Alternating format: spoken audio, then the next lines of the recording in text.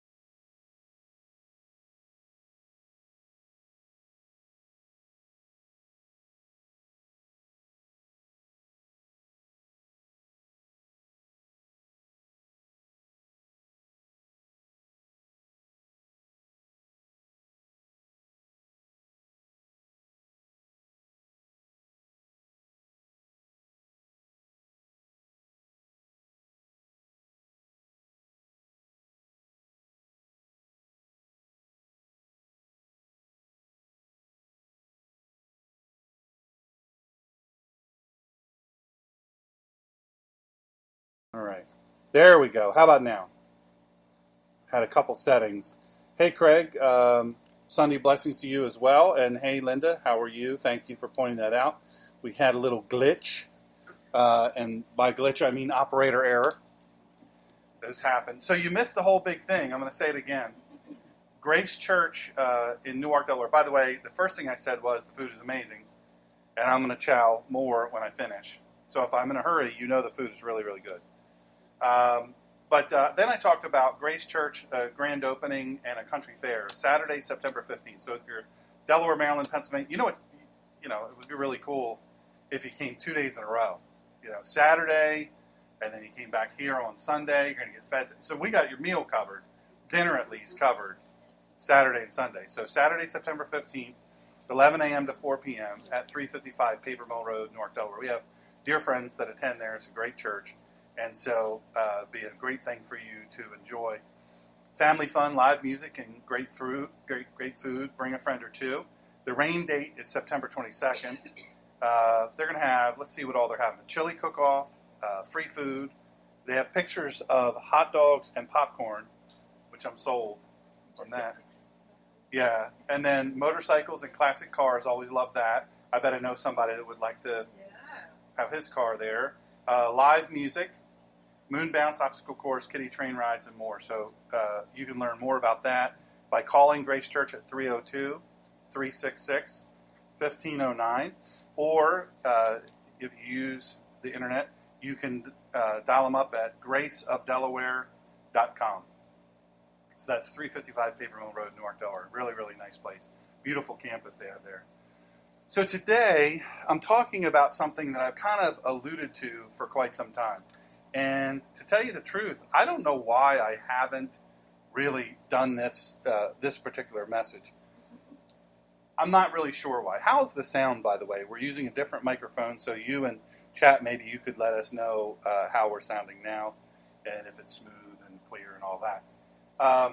I've alluded to this several times. Killing Yeshua, or killing Jesus. Why did they kill Jesus? And every week I get messages from people about different things. But this particular week, I got messages saying, when are you going to talk about that? You keep talking about it, like alluding to it, but you never actually talk about it. Which I'm bad for that. I think Gloria's real good for reminding me, hey, you said this about that, but you didn't say the thing that you said you were going to say. So keeping me on track here, so I appreciate that. So I decided, why not? Let's go ahead and tackle this. So the New Testament records that the religious leaders loathed Yeshua to the point, really, where they illegally arrested him. They tried him before a monkey court, and they dragged him, horribly beaten, through the night. He was beat him all night long. They dragged him to Pilate, and they obtained the sentence of death. That was their goal. That's what they wanted to do. But the question really ends up being, why were they so... Oh, by the way, hello to our dear friend Jerry down at his big Pro-Am golf tournament, which he'll never tell you this, but he actually started it. It's the world's largest Pro-Am golf tournament ever. And he started it. Myrtle Beach, that's right. So praying the weather holds off for them tomorrow. They kick it off. And if Jerry ever offers to play golf with you, if you want to learn how to play golf, go, because he'll teach you. And then, but if you think you're really good at golf and you want to do some sort of wager, I hope you have disposable income, because that man will take your money. He'll play like he's not really a great golfer, but he really, really is. So I probably shouldn't have said that. Now his money-making plans are all dashed. I shut him down. He's not making any money. Well, he'll be all right. There are many reasons why they wanted Yeshua dead, and it seems crazy to us when we look at it, and we say, well, why in the world would they do that? He was so good. He is so good, but he was so good. He was doing such great things. But there were a number of things about Yeshua. Now, I say Yeshua for the uninitiated in the crowd. Thank you very much for the, this is a little joke here, feedback on the sound radio thing. Did you catch that? Did you guys catch that? No applause from people listening around the world, but not so far that I can hear. But maybe clap a little louder. So there were a number of things about Yeshua, that's his real name, that infuriated the religious Rottweilers, the religious leaders. And these are the things that are included. The claims, important word, that he made. The deeds that he did. His threat to their religious system. Let's make sure we hear that. I'll go into deeper water on that. His threat to their religious system. His threat to their way of life. The people with whom he socialized. We're going to cover some of that too. The lack of respect he had for their religious traditions. So these 6 things caused outrage among the religious, I almost said religious Rottweilers again. What I really mean is religious rulers. Consequently, they wanted to see Yeshua dead. This is what they want. And we'll excogitate each of these reasons. So we'll go in a little deeper now. His claims outweighed and delegitimized their authority. So I'll just use the term religious Rottweilers. I coined that phrase, free of charge, no cost or obligation to you. He did. Whenever he was somewhere, there was truth. So what happens when truth enters the room? It exposes the lies. It exposes the trickery. It exposes the other intent that was going on there. So when Yeshua claimed his messiahship, it meant his divine authority outweighed their earned authority. Now I use the word earned, air quotes for the radio audience, earned, because they thought they earned it. They really believed that they earned it. By their actions and their observances, at least the ones that we could see, and the things that we couldn't see. They did not believe his statements of messiahship. And they were pretty livid. Really, to tell you the truth, they were extremely livid that some of the people over whom they previously had sole influence, they exerted great influence over this huge group of people. They were mad because they did believe. Those people, it's almost like a switch was flipped, and now instead of believing in what the religious Rottweilers are saying, now they're looking at this Jesus or Yeshua and saying, wow, we like this guy. There's something different going on here. They said, this is John 7:48 through 53. Now I'm going to read a couple of different translations here, and there's a reason for it. You'll see why. John 7:48 through 53. This is the complete Jewish Bible, 2016 edition. Has any of the authorities trusted him, or any of the Proshim, which is the Pharisees? No. True, these Amharets do, but they know nothing about the Torah. They are under a curse. In other words, the dumb rednecks. Nicodemus, the man who is Nicodemus, the man who had gone to Yeshua before and was one of them, said to them, our Torah doesn't condemn a man, does it? Until after hearing from him and finding out what he's doing. They replied, you aren't from the Galilee, are you too? Which is Galilee. Are you? Study the Tanakh and see for yourself that no prophet comes from the Galilee. Then they all left, each one to his own home. Now let's look a little deeper. We're going to give some thought to the original manuscripts of the Bible, and for the sake of context, we're going to take a little bigger bite this time. And the pericope, which is, I don't know if you know what that is, but that's the sometimes you have little chapter announcers and then little section announcers. They're usually in bold. That's the pericope. So the pericope here is division among the people. Now this is from the English Standard Version. I think it's interesting to hear both. When they heard these words, some of the people said, this really is the prophet. Others said, this is the Christ. But some said, is the Christ to come from Galilee? Has not the scripture said that the Christ comes from the offspring of David and comes from Bethlehem, the village where David was? So there was a division among the people over him. Some of them wanted to arrest him, but no one laid hands on him. The officers then came to the chief priests and Pharisees, who said to them, why did you not bring him? The officers answered, no one ever spoke like this man. The Pharisees answered them, have you also been deceived? Have any of the authorities or Pharisees believed in him? But this crowd that does not know the law is accursed. Nicodemus, that's the little guy. Remember the little Bible song, wee little man was he, or some kind of thing? Remember that he climbed up? Yeah. Oh, that's Zacchaeus, yeah. But Nicodemus apparently was a small guy too. I don't know. That's the rumor on him. That's what his Twitter page says. So he had gone to him before, and he was one of them. He said to them, does our law judge a man without first giving him a hearing and learning what he does?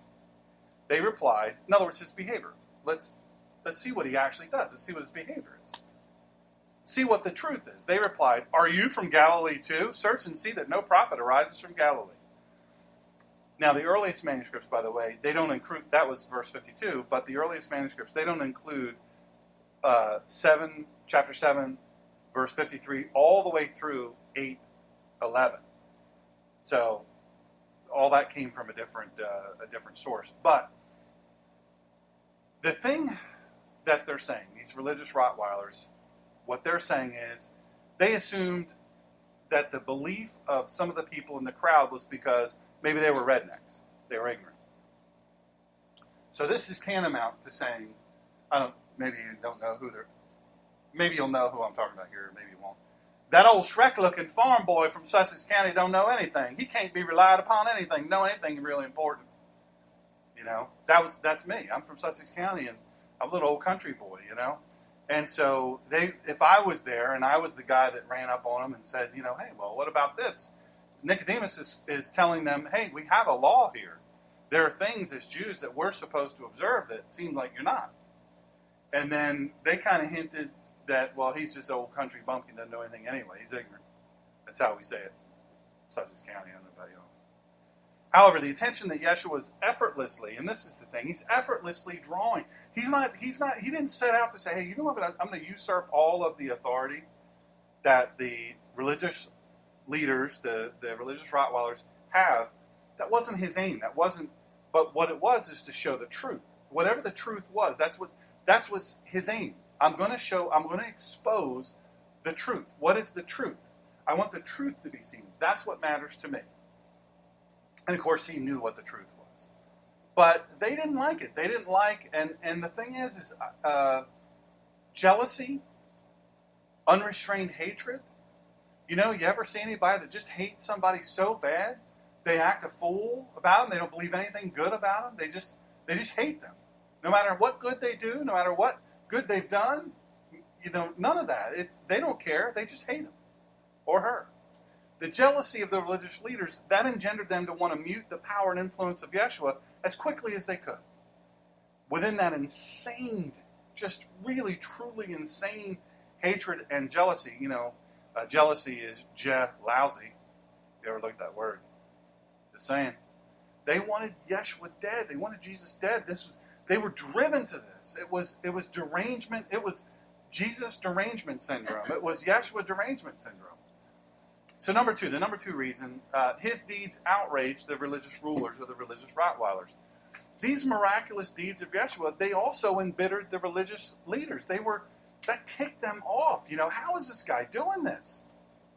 And after literally watching Yeshua heal a demon-possessed man, some of the multitude really started to ask the people that were hanging around. Because remember, there's a big group of people kind of following him and gathering everywhere he went. You know, people were like, let me see, let me hear. So they questioned if Yeshua could actually be the Messiah. And some of the multitudes were amazed and said, this is Matthew 12, 23 and 24, could this be the son of David, the Messiah? But when the Pharisees heard it, they said, this fellow does not cast out demons except by Beelzebub, the ruler of the demons. Now, so what they're doing is they're saying, no, I'll tell you why he's able to do these things. Because he's the devil. He's of the devil. He's working for the devil. Right? They couldn't prove that. They couldn't offer any proof to that. But that's the thing. They slung mud right away. Oh, no. He's not doing it because he's of God. He's doing it because he's of Satan.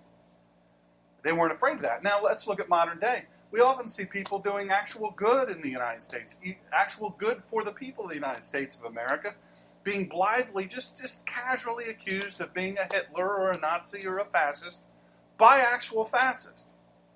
So all the way back to Yeshua's time on earth, when you threaten the system's power or the swamp's control, those who want unabated, unrestricted power will call you anything. They will, listen, it doesn't matter if it's true. It doesn't matter if there's any basis to it. They'll call you that. They'll accuse you of things. They'll do it and they won't even skip a beat. The thing is, they'll do anything they can to unseat your power. If you're a person that has power or influence, they want your power and influence. And they'll do anything they can to do it. Even to the point of killing, and I was first writing this, I said killing an innocent person. But no, it's killing innocent people. They don't care how many they have to kill. It happened then and it's happening now. So the miracle of the healing of the demoniac, it was undeniable because they saw it. You remember, they went with the crowd. They're watching. They're like, let's see what's going on over here. You know, they want to act real cool and regal and all that stuff. But that didn't play with the people that were around. They're like, hey, what are you doing for us? We're a people in need, and all you're doing is take.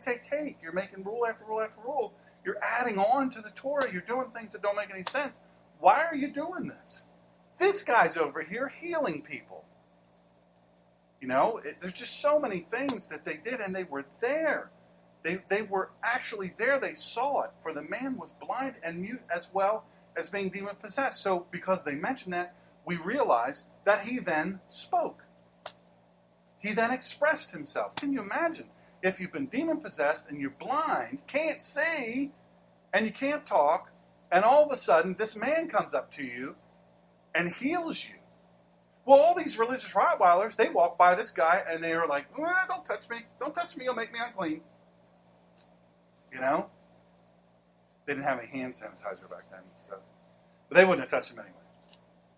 So rather than believe Yeshua to be the Messiah, these religious rulers, attributed Yeshua's miraculous power to the devil. Now that's easy. Their official and trustworthy explanation was, you simply can't trust this Yeshua guy, because lest you be fooled. You all are ignorant fools. You're country folk. You don't know anything.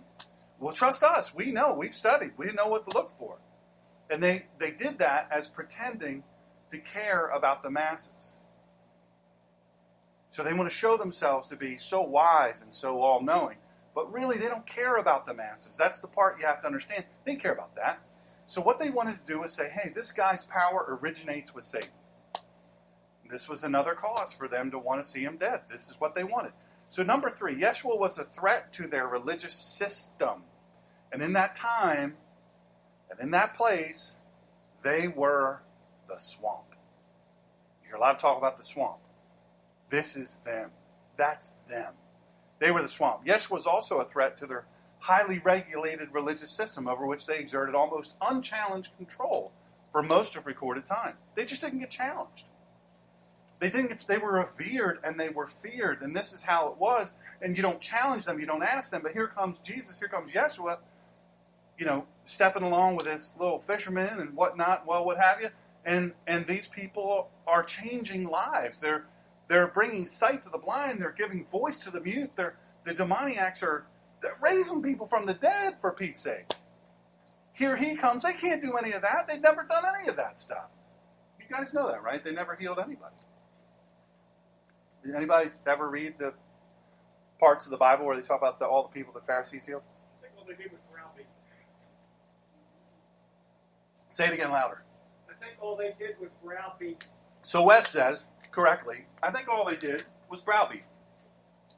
So remember what I said, when the truth comes into a room, he doesn't have to point to all the wrong things. The truth, capital T, exposes all the bad things. And he did this here. He spotlighted their hypocrisy that was connected with their practice. See, they said, look how holy we are. Look at all these boxes you have to tick that we've made up. This was hypocritical because many of those things they didn't do. It's kind of like Congress voting on things that they're not subject to. I don't know if there's a connection. So Yeshua exposed what no one dared acknowledge. They were the swamp, and they wanted him dead for it.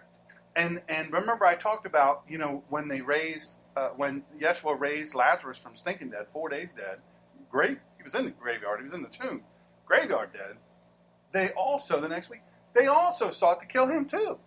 So you were at risk if you followed him, and you were at risk if you were healed by him. Can you imagine?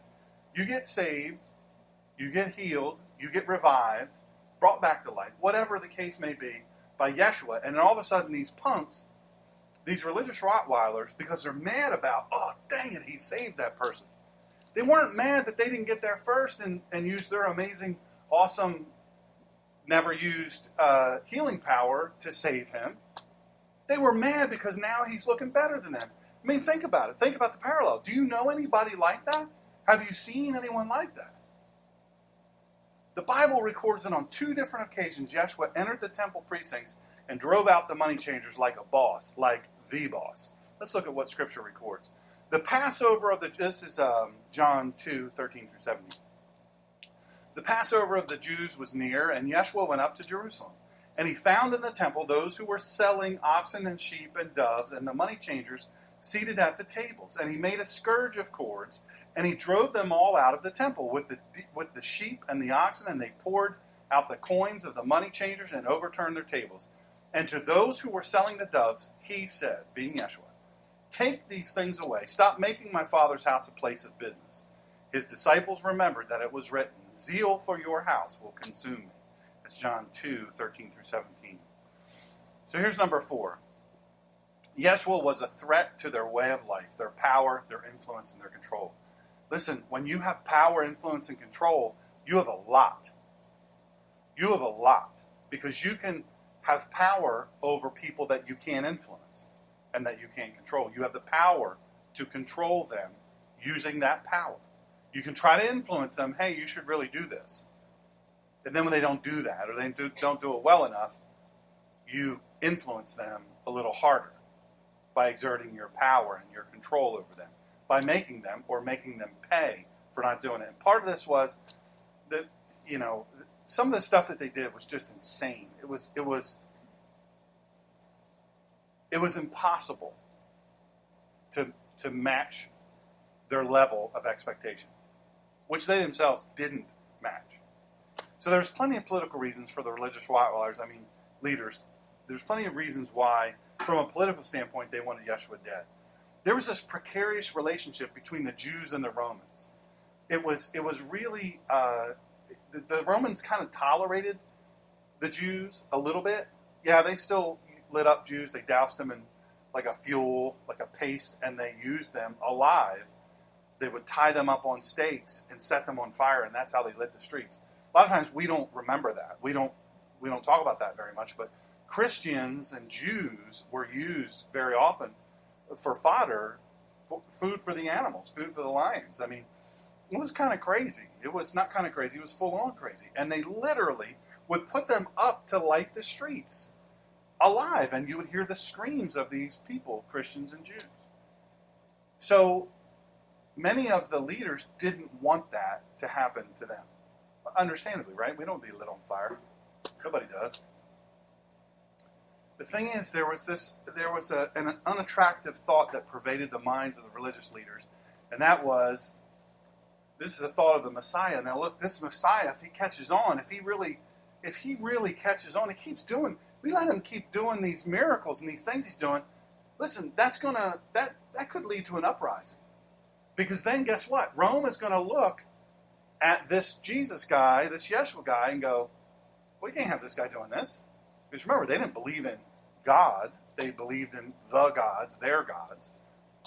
They didn't believe, and so when these, believe you me, they heard about the things that he did. So the religious Rottweilers, the Pharisees, the religious leaders, they did not want this no end of trouble to come from Yeshua. So they sought how to kill him. This is number 5. I told you this would be short, or maybe I didn't mention it would be short. The people with whom he socialized outraged the religious rulers. Now this one I told you, Jesus hung out with people that the religious rulers would have nothing to do. They would be the ones standing on the other side of the road watching a starving person near death, piles of food on their side of the road.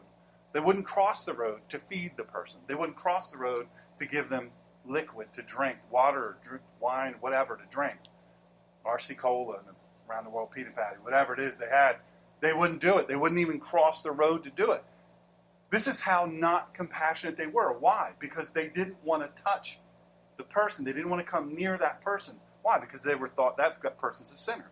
But also the people who, I think, for me, I would have been that person, really and truly. They wouldn't have crossed the street for me. Knowing what I know about me, they wouldn't have crossed the street. Just some of the positions I've held. There's no way. The person I'm endorsing for Senate, that alone would get me kicked, booted off the team. They wouldn't give me food. There's nothing in the world. They wouldn't do anything for me. I could be on fire. They wouldn't pee on me, to put me out. That's kind of crude. That's Sussex Countyism right there. I wouldn't pee on you if you was on fire. That's how you say it in Sussex County. So the thing is many of these people weren't bad people, right? They were people in need of Christ. They were people in need of healing. They were people in need of a new way of living, a new way of thinking, a new way of doing. And they were oppressed everywhere you turned. They were oppressed. They were oppressed by the Romans. They were oppressed by poverty. They were oppressed by the temperature, 127 to 129 degrees. That's oppressive in and of itself.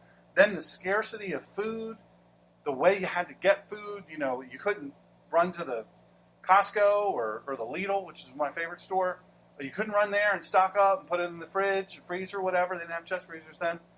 Couldn't do that. So even the whole thing about food, they had a challenge with deadly animals. They had so many things just in order to live. And then they had the religious leaders tell them, you're not good enough. You're not checking these boxes off. You don't look right. You don't sound right. You're not doing the right things. So the oppression came. There was nowhere they could go. And then all of a sudden this Yeshua comes along and says, I am the way, the truth, and the life. No man comes to the Father but by me. What? I am that I am? What are you saying? Believe in me? This is all new stuff. And they see this guy coming along and healing. Raising from the dead. Giving sight to the blind. Talking to the woman at the well. Talking to Samaritans. He just didn't do that. This was freedom. This guy came, this guy Yeshua, he came and he gave them freedom. He wasn't trying to oppress them with, look, I'm going to add this. Look, you can have me and what I bring to you if you do these 100 million things you got to do. No, believe in me.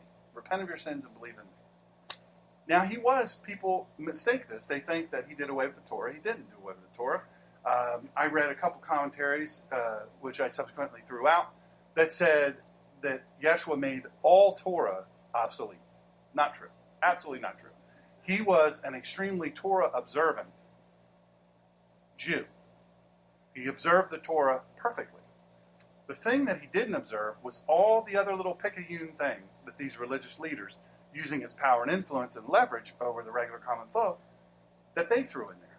Just crap they threw in just to show their power, just to exert force. So they had this unmerited pride, this unregulated arrogance. They were particularly proud that they didn't socialize with sinners. That was part of their shtick. They didn't. I don't socialize with sinners. They didn't believe that the Messiah, if this guy really is the Messiah, if Yeshua really is the Messiah, he wouldn't. If he was the Messiah, he wouldn't hang out with them. Prostitutes, drinkers, no, he wouldn't hang out with them. Samaritans, no way. Gentiles talking to Gentiles, nope, wouldn't happen. Luke 7:39 kind of goes this way. This man, if he were a prophet, would know who and what manner of a woman this is who is touching him, for she is a sinner. This is relative to when one particular Pharisee saw Yeshua allow a woman to wash his feet. This is what he said. This man, if he were a prophet, would know who and what manner of woman this is who is touching him, for she is a sinner. Now, translated, you got to look at that. You look at how it's laid out in the way it was originally said in the culture and context. The way they said it was putting a wall around themselves as it relates to sin. The Pharisees are saying, those sinners, radio audience, I'm pointing to some imaginary place way far away from the Pharisee. It's way far away. It's not us. You wouldn't call us a sinner. We're not a sinner. It would be a sin to call us a sinner, in fact. You're that much more of a sinner if you call us a sinner. Convenient, right? For she is a sinner. Now understand, their implication is that they were not sinners. They were, as many of us are now, we wrongly believe that we're not sinners, but we all have sinned and come short of the glory of God. Our spiritual condition, we don't really have a good grasp on that. Yeshua wasn't oblivious to their opinion either. Matthew 11:19, the Son of Man came eating and drinking, and they say, look, a gluttonous man and a drunkard, a friend of tax collectors and sinners. The religious rulers believed themselves to be righteous simply by avoiding sinners, peeing on the person on fire on the other side of the road, helping the person starving that's down on their luck. Their belief was, we don't go near them because that would make us a sinner, and of course we're not. But you see, Yeshua came to those people. He didn't come directly to the Pharisees. He didn't pay homage. He didn't pay homage to the Pharisees. He bypassed them completely, went directly to the people, kind of like using Twitter instead of going through the press. I'm just saying. This infuriated the Pharisees and other religious Rottweilers. This made them so mad. Why are you doing this? You can't do this. You have to go through us. You have to observe all of our laws, all our rules. Now, number 6. Yeshua, I told you there were 6. This is 6. Yeshua had a lack of respect for their traditions. This is what they perceived. As much as anything, this lack of respect that Yeshua had for the religious traditions incensed the religious leaders. Yeshua ignored many of these man-born traditions, which they observed so minutely. He knew that they were human-made rules that had not come from God, and it was Yeshua's disregard for their traditions concerning the Sabbath that had caused the most outrage. God had commanded the Sabbath to be a day of rest from labors and a time to worship Him. The religious leaders added all types of onerous restrictions to the Sabbath, making it difficult, if not impossible, to observe. And Yeshua was both grieved and angry at the same time at the way that they had perverted the Sabbath observance. He directly asked, he engaged the religious leaders and said in Mark 3, 4, and 5, "Is it lawful on the Sabbath to do good or to do evil, to save life or to kill?" But they kept silent. So when they had looked around at them with anger, being grieved by the hardness of their hearts, Yeshua then healed a man in their presence. I'm going to talk about the finger in the eye. Poke you right in the eye. Oh, you don't like me? You think I'm a bad guy? Well, it's almost like, remember Baal and pour the water on and set it on fire. Put more water on mine. Put more water on mine. And then, prophets kind of made a joke. And where's your God? What's your God doing? Maybe put more stuff. And then he put more water on mine. And it lights up and good to go. The real poke in the eye. Well, right after he talked about this, he heals somebody in their presence. This healing on the Sabbath was more than they could endure. I mean, I'm telling you, they had Jesus derangement syndrome. They concluded that the genuine Messiah would not dare do such a thing. Their response was immediate. This is what they said in Mark 3:6.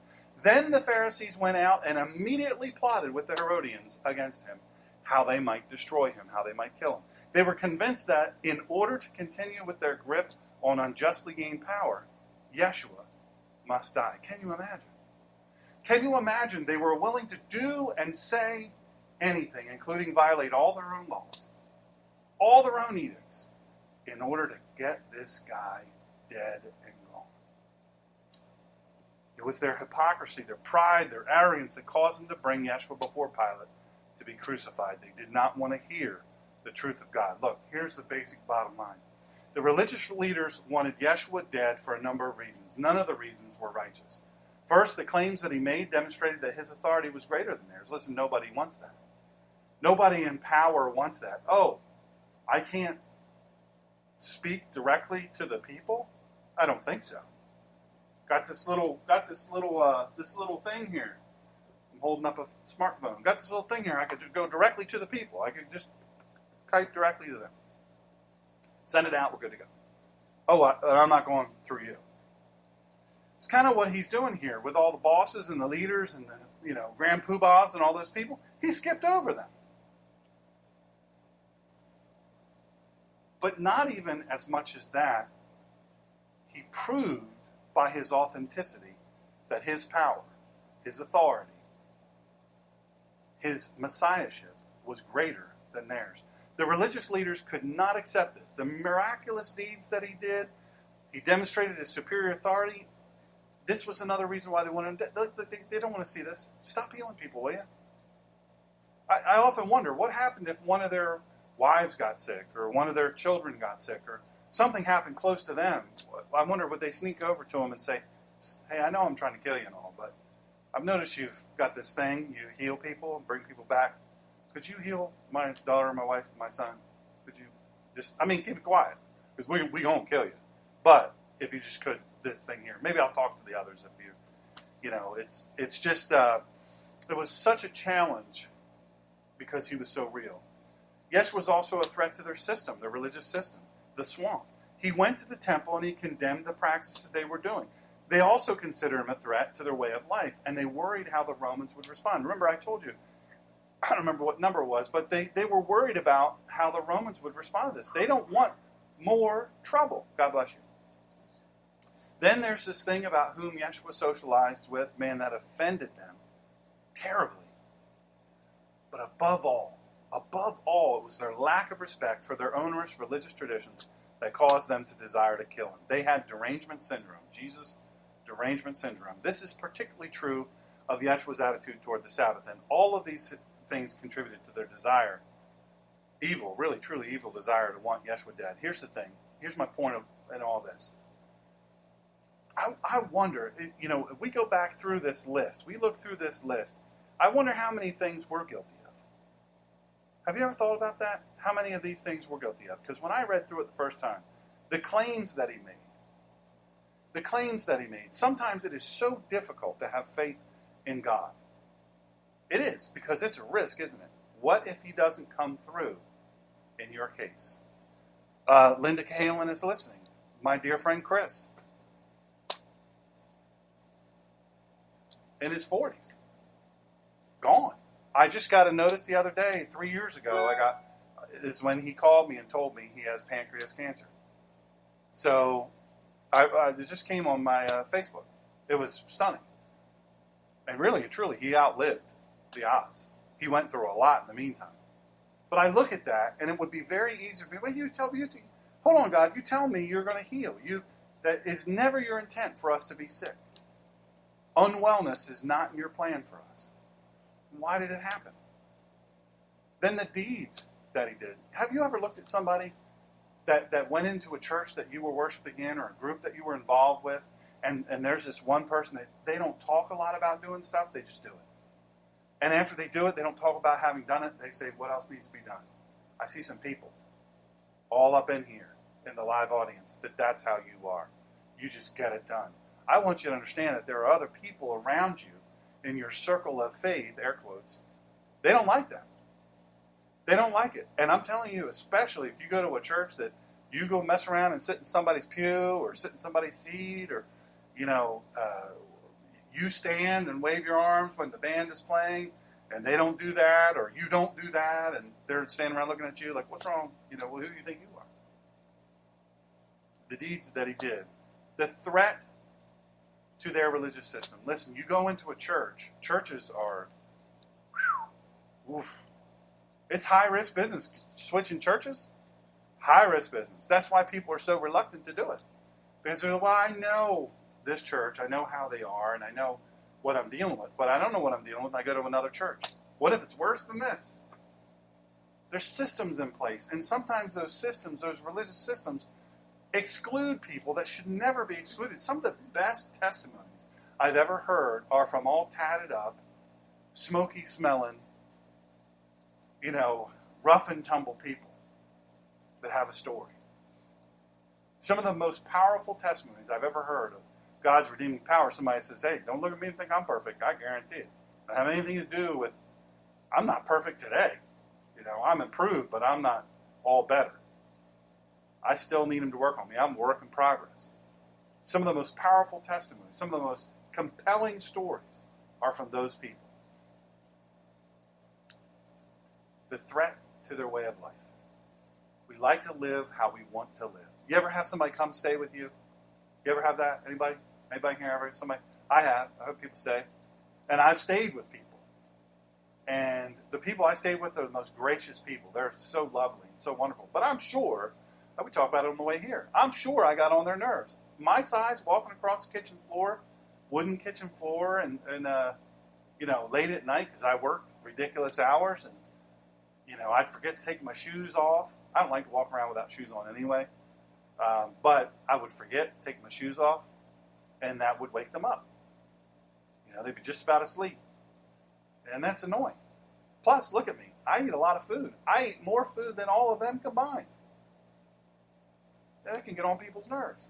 But even more than that, that's kind of like ha-ha type of thing. But the way people live is different, right? You live how you want to live. You do how you want to do.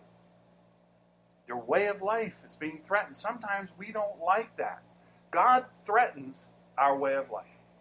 Yeshua challenges our way of life. Just how we do things. And sometimes we don't like that, but we also don't like it when other people do it. The people with whom he socialized. How about the people with whom you socialize? I rode motorcycles for 22 years. 346,000 miles, I think, on the road. I rode dirt bikes too, but I never did count the miles on that. 300 and some thousand miles on road bikes all over this country. And I can tell you,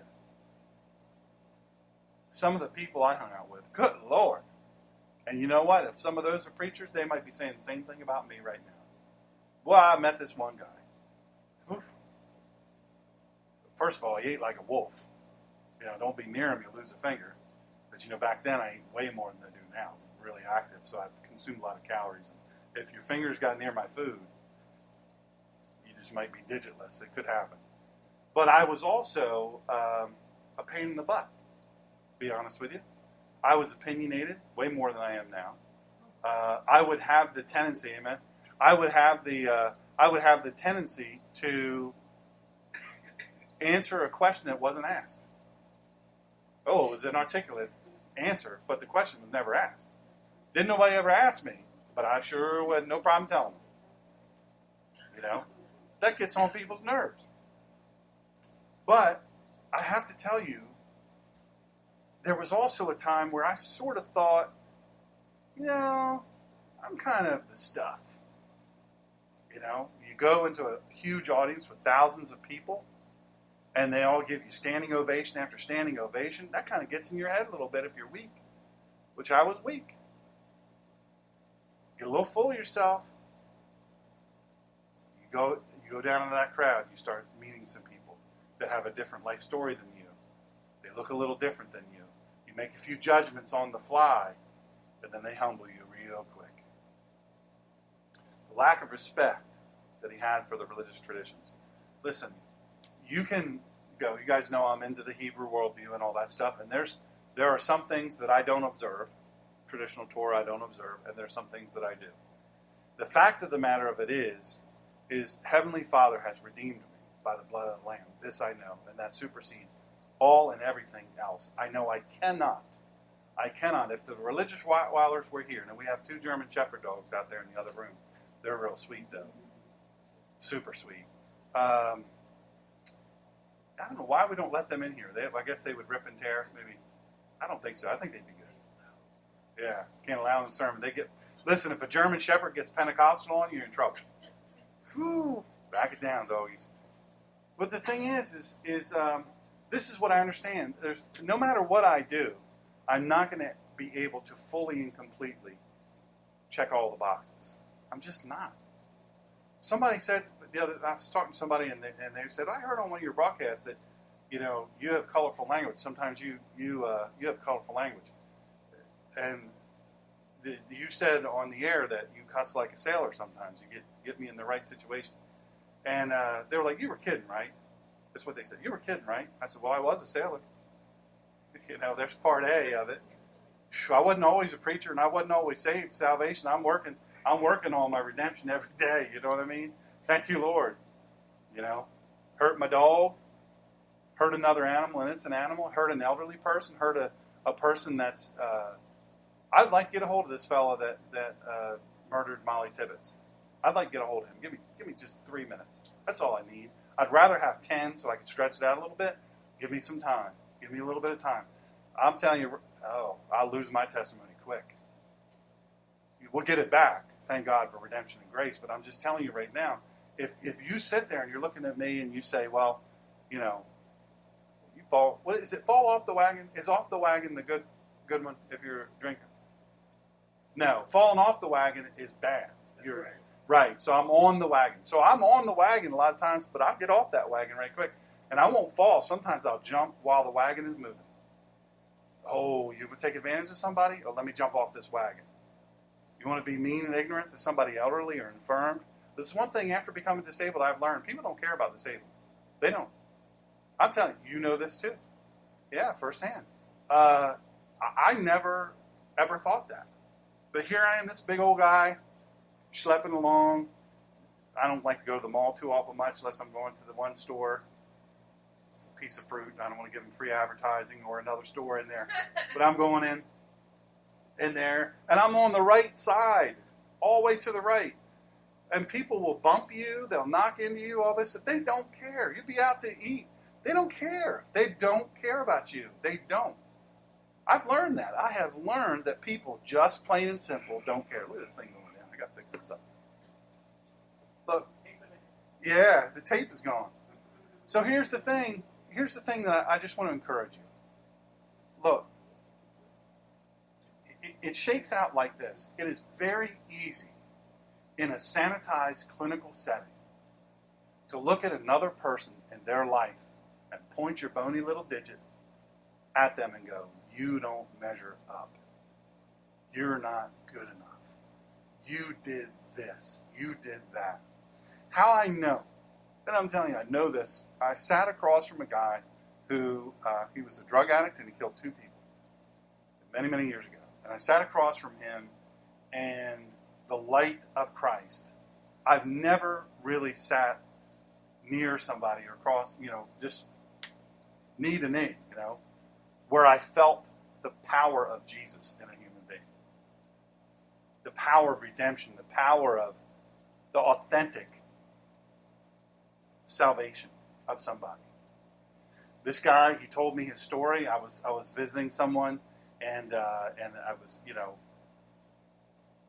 there were people around, so I'm going to talk to him. Why not? And it's not like I'm going to get out of there quick. It's jail, maximum security. You know what I'm saying?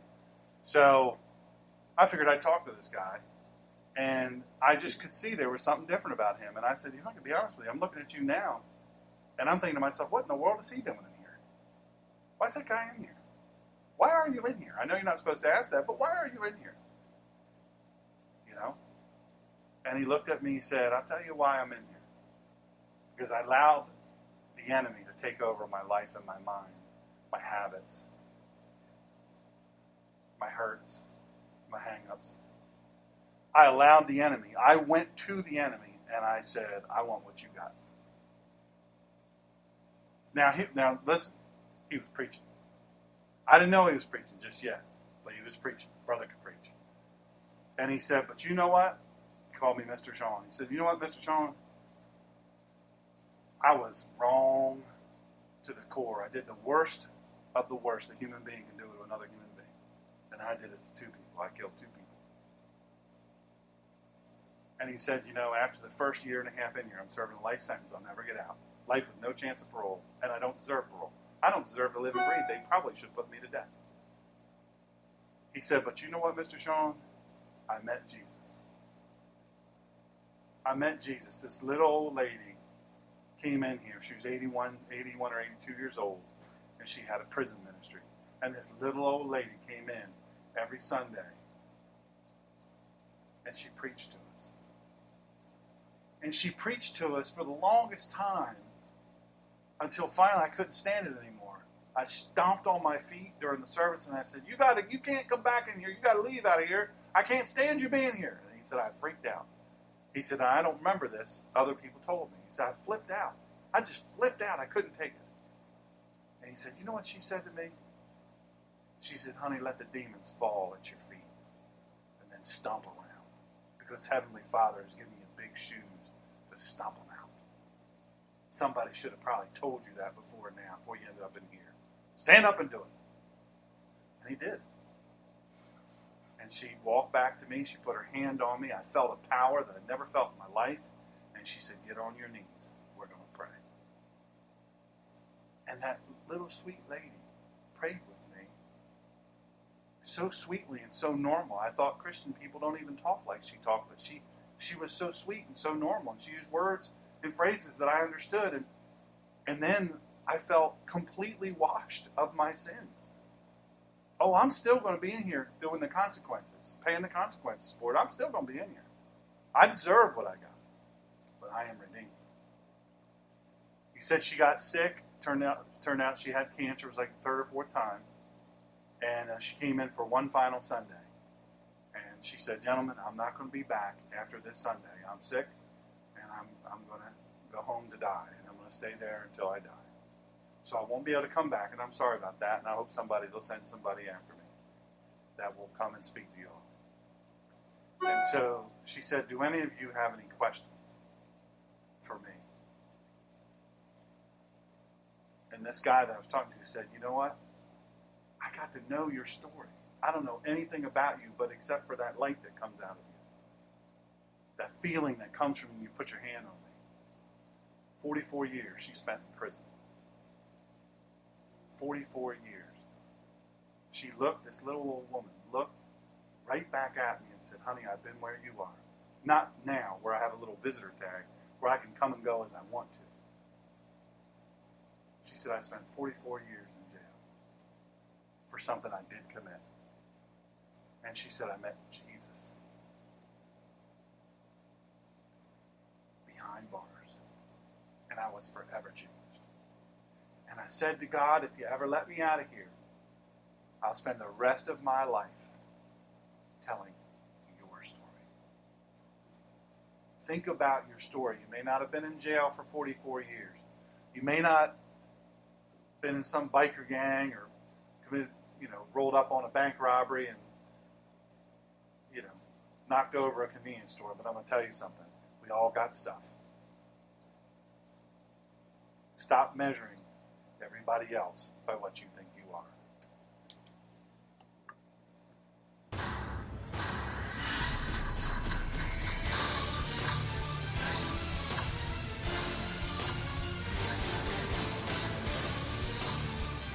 Dr. Greener returns next Monday at 4 p.m. Eastern Standard Time. And in the meantime, he'll be working to restore your freedom and your liberty. He will engage in the collision of faith and politics for you and with you.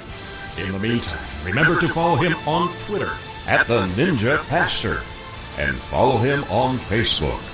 Dr. Greener's controversial book, Excellence Killed the Church, How Mediocrity is Destroying America, is available on Amazon and at other fine booksellers. Or you can get a copy directly through his website, www.drshawngreener.com, where you can also listen to interviews and speeches and messages free of charge. Show archives are available on iTunes through drshawngreener.com.